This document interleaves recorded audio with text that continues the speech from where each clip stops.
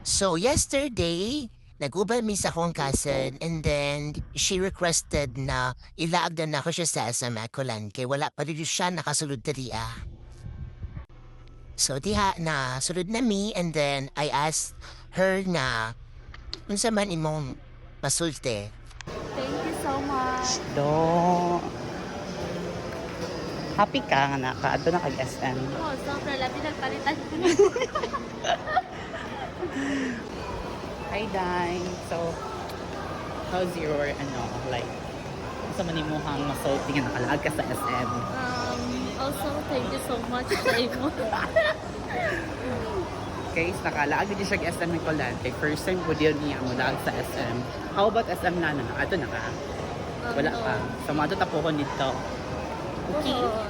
Sige na, unsa imong gusto nga pagkauna hata mga on?